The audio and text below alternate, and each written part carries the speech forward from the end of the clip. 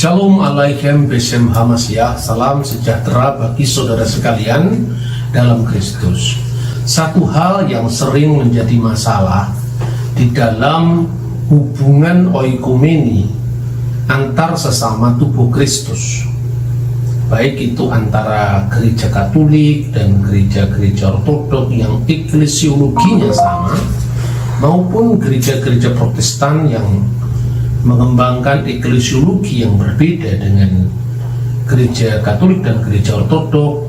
Bahkan adalah gereja-gereja baru yang muncul pada abad-abad terakhir ini adalah penilaian terhadap gereja lain dalam perspektif yang sesungguhnya jauh panggang dari api.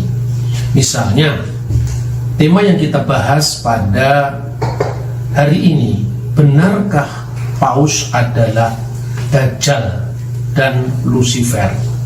Dan tuduhan ini menurut saya sudah sangat keterlaluan, ya. Selain tidak didasari atas keahlian yang cukup untuk menilai gereja lain, juga ini sudah mengandung fitnah terhadap gereja Katolik. Misalnya, menghubungkan Paus dengan antikristus. Ini sungguh-sungguh sangat keterlaluan. Saya menggunakan istilah Dajjal karena istilah ini lebih populer di Indonesia, diserap melalui bahasa Arab yang aslinya sesungguhnya berasal dari bahasa Suryani, yaitu bahasa Aramaik. Dan ciri Dajjal, ya, yang di dalam bahasa Suryani itu artinya pelawan atau anti, atau di tempat lain diartikan sebagai pseudo atau tiruan. Maka dengan demikian, Masiha Dagala di dalam bahasa Suryani artinya adalah antikristus, artinya pelawan Al-Masih, sekaligus adalah pseudo Kristus, Al-Masih palsu. Ungkapan pseudo Kristus itu misalnya disebutkan di dalam Injil Matius pasal 24 ayat 24 di dalam bahasa Suryani, bahasa Aramaik, yang sampai sekarang dipertahankan di dalam gereja-gereja berbahasa Syriak, ya, seperti gereja Katolik Syria, Ortodok Syria, Maronite, gereja Asiria Timur Katolik, dan sebagainya. Sementara istilah antikristus itu dimuat di dalam surat 1 Yohanes pasal 2 ayat 18, ayat 22, pasal 4 ayat 1 dan 2, dan seterusnya. Jadi arti yang pertama bahwa peniru Kristus, dan arti yang kedua adalah pelawan Kristus. Pertanyaannya, apa yang dilakukan gereja Katolik dengan melawan Kristus? Sepanjang abad, gereja Katolik selalu memuliakan Kristus, menjadikan Kristus sebagai pusat kehidupan gereja. Oke lah, ada dinamika di dalam perjalanan sejarah gereja selama 2000 tahun ini. Pernah terjadi skisma antara gereja Katolik dan gereja Ortodok, baik itu skisma kecil pasca konsili Kalsedon antara gereja Kalsedonia dan non-Kalsedonia, maupun skisma besar tahun 1054 antara Konstantinopel dengan Roma. Di kemudian muncul lagi reformasi Protestan tahun 1517. Tapi sepanjang abad, gereja Katolik, gereja-gereja Ortodok itu memuliakan Kristus. Dan ciri antikristus itu di dalam surat 1 Yohanes pasal 2 ayat 22, Manu Dagala dalam bahasa Syriak atau bahasa Suryani. Siapakah Dagala itu? Siapakah Dajjal itu? Ila in eina dekapar de Yesua lahua masiha hanahu masiha Dagala. Pendusta itu, Dajjal itu, Dagala itu adalah mereka yang mengkafiri Yesus sebagai Kristus. Lalu di akhir ayat itu, hanahu masiha Dagala, dialah Al-Masih Dajjal. Lalu apabila dikaitkan dengan Paus, seluruh pengajaran gereja Katolik didirikan di atas dasar Kristus sebagai batu karang. Nah, saudara-saudara, maka muncullah tafsiran-tafsiran yang aneh-aneh yang itu sesungguhnya juga dilakukan untuk gerakan-gerakan yang anti Katolik. Misalnya menghubungkan ungkapan Latin Vicarius Filii Dei, wakil putra Allah, itu kalau dijumlah dalam bahasa Latin katanya 666 misalnya. Padahal dia tidak cross check langsung apakah benar gelar dari Paus itu adalah vikarnya putra Allah. Gelar resminya Paus itu adalah Vicarius Christi, yaitu wakil Kristus, bukan wakil putra Allah. Meskipun Kristus itu ya putra Allah, tetapi ungkapan putra Allah itu dicari-cari untuk menemukan angka 666. Nah, ini bertentangan dengan fakta bahwa sejak awal sejarah gereja, baik itu dari gereja timur maupun gereja barat, dan gereja timur yang akhirnya menjadi gereja ortodok dan gereja barat yang akhirnya menjadi Roma Katolik, itu mengembangkan penafsiran atau komentar-komentar tentang kitab suci, tidak pernah menafsirkan seperti itu kecuali setelah munculnya konflik antara Katolik dan non-Katolik. Misalnya ada yang menafsirkan bahwa angka 666 itu merupakan sindiran kepada Kaisar Neron Kaisar. Apabila dijumlah itu adalah huruf nun itu 50, huruf res itu 200, huruf Vav itu 6, huruf Kop itu 100, dan huruf Sameh itu 60. Jadi jumlahnya 666 misalnya ini. Lalu ada pula Bapak gereja yang menafsirkan apa artinya 666. 6 itu sesungguhnya adalah hari penciptaan manusia. Angka 6 itu adalah Yom HaSisi, hari ke-6 itu adalah hari penciptaan manusia. Seperti misalnya diungkapkan di dalam kitab Taurat, yaitu Sefer Bereshit pasal 1 ayat 31. Wayar Elohim Kal Asher Asah, maka Allah melihat segala yang dijadikannya, wahine tov me'ot, dan segala yang dijadikan itu sangat baik. Wayehi eref wayehi boker, maka jadilah petang dan jadilah pagi. Yom HaSisi, itulah hari ke-6. Ada penciptaan manusia yang sebagai puncak segala ciptaan yang sangat baik. Yang lain-lain disebut baik, tapi untuk manusia sangat baik. Itu digambarkan dengan hari ke-6. Kenapa 6 diulang 3 kali? Karena angka 3 itu adalah angka ilahi, angka Trinitas, dan itu bukan sekedar pada zaman Perjanjian Baru.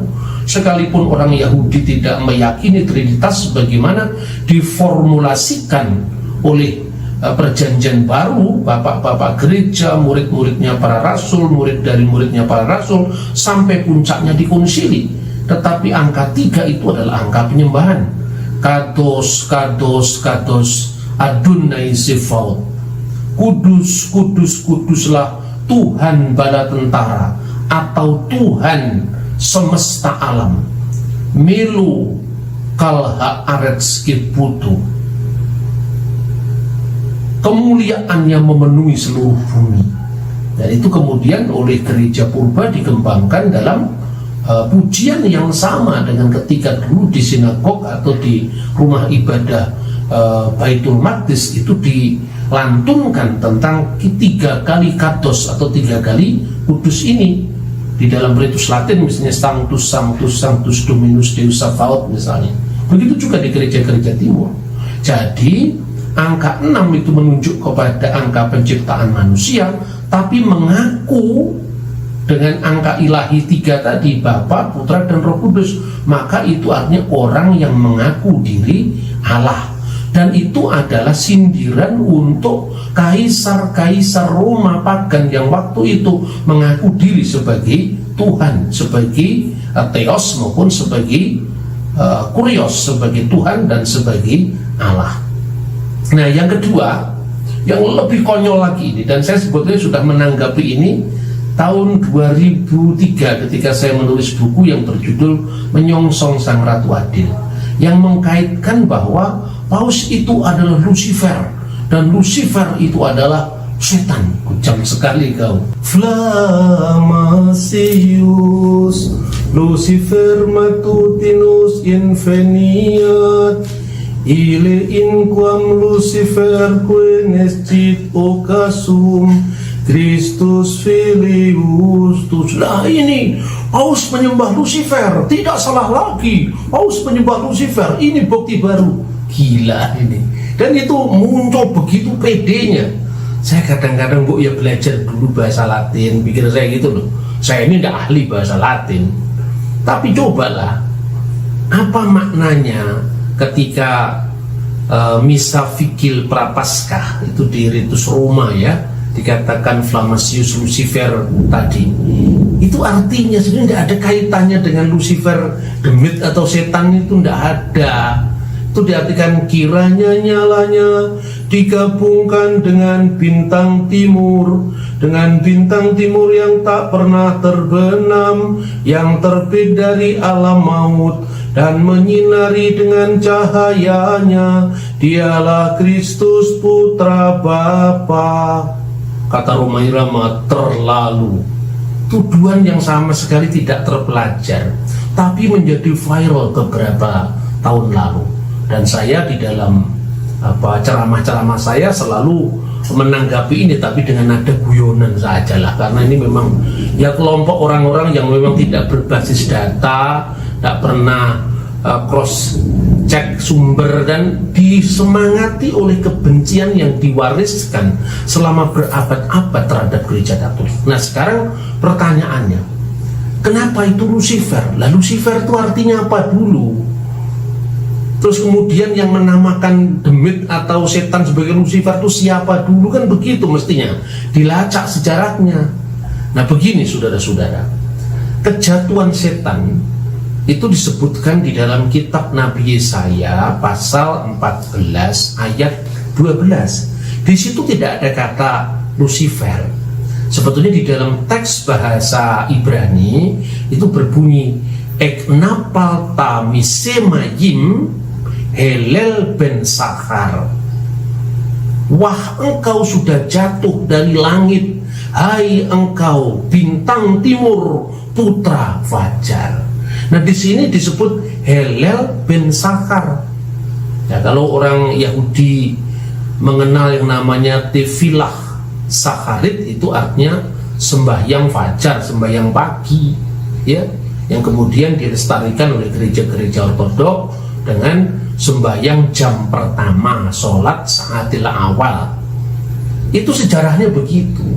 Dan kemudian dari mana asal usulnya kata Lucifer itu? Pada abad keempat, seorang bapak gereja Latin yang sangat terkenal namanya Santo Hieronymus. Dia tinggal lebih dari 25 tahun di kota suci Bethlehem. Sekarang tempat dia menerjemahkan kitab suci namanya Vulgata. Itu dikenal sebagai Gua Hieronymus di dekat Kanisah Al-Mahad, gereja kelahiran Kristus di Bethlehem. Nah pada abad keempat itu dia menerjemahkan apa yang saya sebut tadi, Biblia Sacra Vulgata, Alkitab dari bahasa Ibrani ke dalam bahasa Latin, Alkitab dalam bahasa Yunani untuk Perjanjian Baru ke dalam bahasa Latin. Lalu kitab Yesaya pasal 14 ayat 12 itu diterjemahkan dalam bahasa Latin, Quo mutu cesidisti decaelo Lucifer kue mani oriubaris. Diartikan, wah engkau sudah jatuh dari langit, wahai Lucifer kue mani oriubaris, Lucifer putra fajar. Tetapi masalahnya tidak hanya dalam Yesaya pasal 14 ayat 12 kata Lucifer muncul. Lucifer itu artinya bintang timur, itu kata yang netral. Itu juga muncul dalam makna positif dan bukan dalam makna negatif seperti tertulis dalam kitab Yesaya. Misalnya di dalam terjemahan Vulgata itu, kata Lucifer juga muncul di dalam surat 2 Petrus pasal 1 ayat 19. Di sana disebutkan, dengan demikian kamu makin diteguhkan oleh firman yang telah disampaikan oleh para nabi. Alangkah baiknya kalau kamu memperhatikan firman itu tadi, sama seperti memperhatikan pelita yang bercahaya di tempat yang gelap hingga fajar menyingsing dan bintang timur terbit bersinar dalam hatimu. Kata yang diterjemahkan bintang timur di sini adalah et Lucifer oriatur intordibus festis. Jadi kata Lucifer juga muncul di sini sampai bintang timur terbit dalam hatimu. Nah, di mana kemudian kesalahannya itu berawal? Ketika tahun 1611 Alkitab diterjemahkan dalam bahasa Inggris yang dikenal sampai sekarang dengan King James Version. Dalam King James Version itu aneh sekali, kata Lucifer tidak muncul di mana-mana kecuali dimunculkan oleh penerjemah ini di dalam Yesaya pasal 14 ayat 12. Ya, di situ diterjemahkan bahwa wah engkau telah jatuh dari langit, hai bintang timur putra fajar. Diterjemahkan, how art thou fallen from heaven, O Lucifer, son of the morning. Telah jatuh dari langit engkau, hai Lucifer, anak dari fajar. Padahal dalam teks King James yang lain-lain diterjemahkan misalnya morning star, ya. Hanya di sini Lucifer itu muncul. Akibatnya pembaca Alkitab dalam bahasa Inggris menganggap bahwa Lucifer itu jenenge demit, Lucifer itu sebagai nama setan itu loh. Itu kan orang kurang membaca. Mestinya kita membaca teks satu, teks aslinya bagaimana, mulai kapan kata Latin itu muncul, dan yang lebih memprihatinkan saudara-saudara, kalau Anda belajar sejarah gereja, itu ada seorang bapak gereja, katakanlah begitu, yang dinamakan Santo Lucifer dari Cagliari. Santo Lucifer ini dikenal pemahamannya yang sangat gigih untuk melawan bidat Arianisme, ya yang diajarkan oleh seorang presbiter dari Alexandria namanya Arius, yang kemudian sudah dianatema oleh konsili oikumenis pertama di kota Nikea. Itu yang terjadi. Dia begitu kerasnya melawan bidat Arius. Nah, sekarang gara-gara nama Lucifer kemudian dijadikan nama diri bagi setan, kan kasihan itu Santo Lucifer dari Cagliari disamakan dengan demit. Ini orang yang tidak berpikir, hanya berpikir fragmentari, sepotong-sepotong. Kalau belajar sejarah gereja, ya sejarah gereja sinodenya yang berdiri tahun 1900 berapa itu, tidak pernah melihat dari akarnya. Akibatnya apa? Maunya menyatukan gereja, dan selalu bahasanya para bidat itulah selalu mengatakan ini ungkapan Roh Kudus pada zaman yang baru. Ketika itu penyesatan baru dimulai zaman Konstantin. Aduh, ini orang keterlaluan ini. Orang tidak membaca sejarah tapi begitu pede. Itu apa namanya? Saudara-saudara. Nah, sekarang saya ngadepi kelompok-kelompok begini ini sebetulnya juga bosen ya, karena sudah lama sekali saya bergerak di bidang, ya baik itu adalah gerakan oikumene maupun gerakan lintas agama. Bagaimana membangun kesalingpahaman, bukan hanya antar Kristen dengan agama lain, sekalipun kita tidak dalam posisi bersetuju, tapi tidak posisi untuk menyalahpahami. Kita kembangkan dululah antar sesama Kristiani. Nah, saya berikan contoh. Biasanya saya menanggapi dengan guyonan begini. Kalau Anda membaca Alkitab, banyak Alkitab terjemahan, Anda bisa bingung. Kenapa? Coba kita tanya dulu. Dalam bahasa aslinya, iblis dan setan itu apa? Dalam bahasa Ibrani, setan itu ha-syatan. Ha itu kata sandang, definite artikel. Pendakwa itu artinya ha-satan. Sementara di Perjanjian Baru, kata satanas itu bentuk jamak yang artinya setan-setan, tetapi untuk iblis itu digunakan kata diabolos. Nah, pertanyaan ini menarik. Kalau kita melacak dari bahasa asli Ibrani, kepala daripada setan demit, setan gundul, pokoknya semua klek-klek, ilu-ilu banaspati itu namanya adalah Hasatan. Dan itu muncul misalnya di dalam kitab Ayub ya, misalnya di dalam kitab Ayub itu pasal 1 ayat 6 ya, misalnya dikatakan, pada suatu hari datanglah Bine Ha Elohim, anak-anak Elohim, anak-anak Allah menghadap Tuhan, dan di antara mereka datanglah juga Hasatan. Di sini Hasatan itu adalah dikaitkan dengan pemimpin segala setan itu, karena pada saat itu dalam mencobai Ayub maka Hasatan itu datang ya. Lalu ketika Alkitab bahasa Ibrani aslinya diterjemahkan dalam bahasa Yunani yang dikenal dengan Septuaginta, kira-kira abad ketiga sebelum Masehi, terjemahannya menjadi Ho Diabolos. Diabolos itulah yang menjadi bahasa Arab iblis ya. Teks Septuaginta kalau diterjemahkan begini, pada suatu hari datanglah angeloi tuteu, datanglah malaikat Allah. Jadi kata Bine Ha Elohim diterjemahkan angeloi tuteu, malaikat Allah, bentuk jamak dari angelos, menghadap Tuhan, dan di antara mereka datanglah juga Ho Diabolos, datanglah dia iblis. Menurut Septuaginta, kepala setan itu adalah Ha Diabolos, iblis. Dan itu yang diikuti perjanjian baru. Aku telah melihat iblis jatuh dari langit seperti kilat, kata Yesus dalam Injil Lukas. Di situ digunakan kata-kata iblis.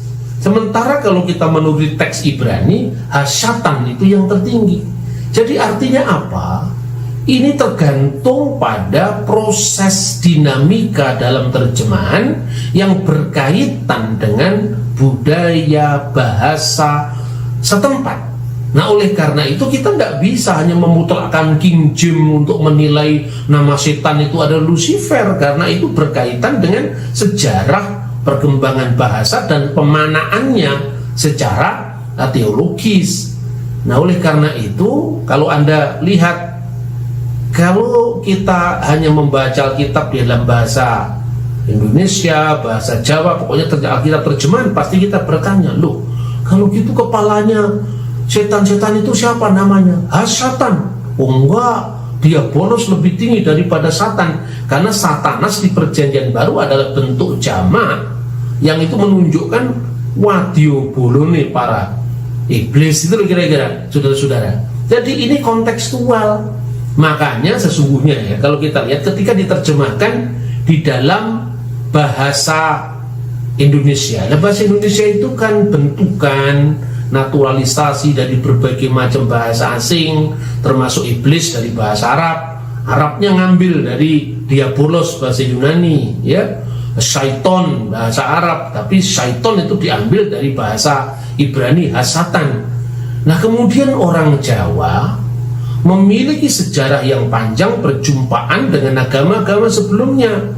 Makanya di situ ada yang namanya Gendruwo, Ilu-ilu Banaspati, Jerangkong, itu kan menunjukkan apa? Nama-nama lokal bagi kuasa-kuasa kejahatan yang dikenal dalam budaya Jawa.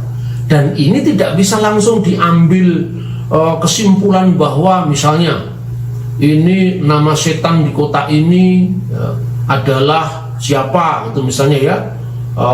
Kalau di dalam sebuah buku tembang Jawa itu disebut suluk plencung, itu disebutkan nama-nama roh teritorial. Misalnya di Majapahit itu namanya demitnya setannya Durgonelo, lalu Belambangan itu adalah Bahu Rekso, lalu Kediri itu Butolocoyo, kemudian Giri itu Giri Surabaya, wilayah Giri itu adalah Prabu Yekso, dan sebagainya. Nah, persoalannya sekarang adalah nama-nama setan itu sejak zaman kerajaan Mataram sampai sekarang kok ya ada pensiun-pensiun. Sementara yang namanya Bupati Kediri sudah ganti berapa kali, ini tetap pada Buto Wocoyo misalnya. Nah ini kan nggak bisa dijadikan ajaran yang seperti ini, karena ini adalah merupakan tradisi lokal. Nah tradisi lokal itu melahirkan pemahaman kita tentang bahasa. Dan ketika kita membaca baik itu teks suci Al-Quran maupun Alkitab, itu tidak bisa kita lepas dari pengaruh itu. Misalnya kita mau murni-murnian, ya, dalam Al-Quran dikatakan ya ayuhan nas, yang ada wahai manusia. Apakah Anda lupa bahwa kata manusia itu adalah vocabulary Hindu?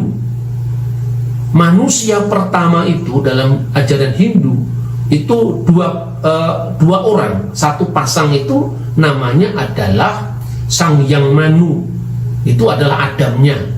Lalu Hawanya itu namanya adalah Syatarupa. Maka dari Manu dan Syatarupa menjadi manusia, jamaknya manusyo ketika bahasa Sanskerta mempengaruhi bahasa Jawa, kemudian manusia. Ketika Quran diterjemahkan dalam bahasa Indonesia sudah dipengaruhi oleh bahasa-bahasa sebelumnya, termasuk Sanskerta, termasuk Jawa. Makanya hai manusia. Ini tidak bisa dihindari, karena itu kita harus membedah arkeologi teks itu terjemahan itu muncul dari mana. Nah supaya kita tidak picik kemudian menuduh orang semaunya, ya. Nah sekarang bagaimana the history of the Demit di Pulau Jawa? Ini saya berikan contoh, ya. Ketika Anda membaca riwayat Kiai Tunggul Wulung sebagai salah seorang penginjil di Jawa yang sangat terkenal, dia mengajarkan ada semacam eksorsisme, kalau saya sebut itu adalah pengusiran setan, yang kira-kira diawali dengan kata-kata seperti ini: ancak-ancak ali-ali si ali kebu janggitan, anak-anak kebu dungkul si dungkul kapan gawine. Orang barat yang tidak mengerti budaya Jawa ini dianggap ini penyembahan setan. Orang barat yang tidak pernah belajar budaya lokal menuduh bahwa ini sinkretisme. Padahal saudara-saudara, ungkapan ini asalnya itu dari mainan anak-anak sebetulnya, dan itu akrab pada abad ke-19 di Pulau Jawa. Nah kemudian di situ dijadikan semacam introduction bagi pengajaran Kiai Tunggul Wulung untuk memperkenalkan Kristus. Tetapi di ujung daripada ajarannya itu dia mengusir setan dengan tembang. Nah tembang itu sebetulnya sudah dikenal sebelumnya. Tadi yang saya sebut Kidung Fraksowido tadi, apuranen suna nyitang lelembut ing nusa Jawi kang rumeksa ing nagara para ratuning dedemit. Itu sebetulnya terkenal sekali kidung ini, ya, Kidung Fraksowido atau Suluk Pelencung itu. Tetapi di akhir daripada kidung ini itu diungkapkan kayu aeng lemah sangar dadi towo. Kayu-kayu yang angker, lemah-lemah, sangar itu semua jadi hambar oleh karena perkenan Tuhan. Dan itu kemudian dikontekstualisasikan oleh Kiai Tunggul Wulung, sebagaimana dulu Kanjeng Sunan Kalijogo juga mengkontekstualisasikan Islam dalam budaya Jawa, lalu diungkapkan dalam bahasa yang dimuati nilai-nilai Kristiani oleh Kiai Tunggul Wulung dengan ungkapan apa? Romo Allah, Putro Allah, Roh Suci Allah, tetelunit unggal sawiji, kayu aing lemah angker dadi towo iti Gusti Selaminyo. Dalam nama Bapa dan Putra dan Roh Kudus, kira-kira terjemahan bebasnya begitu.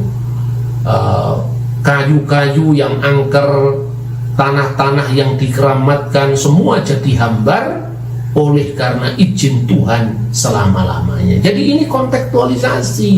Jadi agama-agama baru, sekte-sekte baru yang tidak mengenal kontekstualisasi perkembangan bahasa itu main hantam saja, dikatakan paus nyembah Lucifer. Ini bukan hanya keterlaluan untuk tuduhan itu, tapi keterlaluan bagi orang yang menuduh, karena itu sebetulnya menggambarkan kualitas orang yang menuduh, karena kurang membaca, militansi tanpa didasari ilmu pengetahuan, itu sungguh sangat disayangkan ya. Nah, saudara-saudara, terakhir, perkembangan nama-nama setan. Nah, ini menarik, suatu saat saya akan bahas sendiri. Ada sebuah naskah sastra dalam bahasa Jawa kuno, tetapi itu pada akhir Majapahit, dan itu belum lama ditemukan sebetulnya. Namanya adalah Kakawin Sena. Nah, Kakawin Sena itu menggambarkan masa transisi ketika pasca zaman Hindu, dan kemudian di situ banyak sekali mengalami Jawanisasi bersamaan dengan munculnya agama Islam. Maka di situ misalnya ada ungkapan dalam Kakawin Sena itu adalah jejengklek kelawan Gandarwo Manguri, ya, jejengklek dan gendruwo yang mengurai rambut. Berarti kan jejengklek itu nama Jawa asli itu ya, sejenisnya pasukan-pasukannya para setan lah. Tetapi yang menarik itu adalah kata gendruwo manguri, Gandarwo Manguri. Ini sebetulnya Gandarwa dalam bahasa Jawa kuno, yang artinya itu sebetulnya makhluk surgawi, bukan gendruwo dalam pemahaman Jawa. Tetapi kalau Anda mengatakan, wah itu berarti orang Hindu menyembah gendruwo, lah ya salah lagi. Karena pada zaman keemasan Majapahit, nama Gandarwa itu belum dimaknai seperti di akhir Majapahit jadi gendruwo mangure tadi, gitu loh. Nah, akhirnya apa? Tumpang tindih dari berbagai macam pandangan yang tidak sama sekali menghiraukan asal-usul dari nama-nama setan, nama-nama demit, perkembangannya termasuk kata Lucifer tadi, yang kemudian menjadi tembang lokal yang tidak jelas asal-usulnya dari mana. Misalnya gini, tadi kan saya tanya, yang lebih tinggi mana? Setan atau iblis? Nah, sekarang lebih lucu lagi. Ono wedon rapi karo demit, manak siji jenenge setan, let setahun manak wewe, bareng setan wis umur, delalah kok njaluk rapi, oleh wewe moh liya ketemu nak ndulur. Si setan ngundang ke mamang kon ayupan, ledeke si Banaspati, sundel bolong jejo ketan. Coba Anda perhatikan, ini tumpang tindih dari berbagai macam sumber, Sanskerta, Hindu, Islam, jadi satu. Kata setan itu dari bahasa Arab, Arabnya dari bahasa Ibrani. Wedon itu yang culidin likulu itu, uculono Pak Mudin taliku telu, itu artinya apa? Pocong itu. Rabi karo demit, lah demit itu lokal Jawa. Mana sih jenenge setan? Lah setan itu kan dari Arab sana, kok ya bisa berinteraksi dengan demit lokal? Itu kan proses budaya, gitu loh. Kemudian sundel bolong dan sebagainya itu jelas itu nama-nama lokal yang hanya muncul di Jawa dan pulau-pulau sekitarnya, namanya mungkin beda ya. Rangde misalnya di Bali, Wewe Kumbel di Jawa, itu kan tidak bisa didoktrinkan yang begitu. Begitu juga mengenai kata Lucifer tadi lah. Kalau dipertanyakan lebih lanjut, ini Lucifer dalam konteks apa dulu? Kalau dalam konteks King James ya memang karena tidak ada Lucifer yang lain. Tapi kalau dalam konteks sejarah gereja, Lucifer Klagiari itu adalah pejuang yang gigih untuk mempertahankan ajaran Kristiani melawan ajaran Arius. Kan didolimi luar biasa itu, nama seorang santo kemudian dijadikan sama dengan demit, kan gitu saudara-saudara. Nah kemudian ditambah lagi kalau kita amburadul atau acak-acakan dalam berpikir tadi, maka dalam konteks Jawa tembang yang tidak karu-karuan asalnya tadi, setan itu anaknya wedon dan demit, kan begitu. Kalau di dalam perjanjian lama kitab Ayub, Hasyatan itu kepalanya, di sini anaknya wedon, itu kontekstual saudara-saudara. Karena itu mari kita beragama secara cerdas, beragama secara toleran. Tidak usahlah ngotot-ngotot hitam putih, itu tidak usahlah. Kita santai saja sambil guyon-guyon tapi serius. Tuhan memberkati kita. Shalom alaikum Beshem Hamasyah. Antikristus adalah pemimpin yang karismatik dan akan menipu banyak orang dengan tanda-tanda ajaib serta kekuatan palsu. 2 Tesalonika 2 ayat 9 dan 10. Kedatangan si pendurhaka itu adalah pekerjaan iblis, dan akan disertai rupa-rupa perbuatan ajaib, tanda-tanda, dan mujizat-mujizat palsu. Antikristus akan mengaku sebagai pengganti Kristus, bahkan menyatakan diri sebagai Tuhan. 2 Tesalonika 2 ayat 4. Ia akan melawan dan meninggikan diri di atas segala yang disebut atau yang disembah sebagai Elohim. Bahkan ia duduk di bait Elohim dan mau menyatakan diri sebagai Elohim. Antikristus menyangkal bahwa Yesus adalah Mesias dan menolak pengajarannya. 1 Yohanes 2 ayat 22. Siapakah pendusta itu? Bukankah dia yang menyangkal bahwa Yesus adalah Kristus? Dia itu adalah Antikristus, yaitu dia yang menyangkal baik Bapa maupun Anak. Roh Antikristus tidak hanya bekerja dalam satu individu, tetapi juga dalam sistem, ideologi, atau kelompok yang menentang Kristus dan kebenarannya. Misalnya, pemimpin-pemimpin yang menyebarkan ajaran sesat, sistem politik atau budaya yang menganiaya gereja dan menolak nilai-nilai Injil, ideologi yang mempromosikan kejahatan, kekerasan, dan penyembahan diri.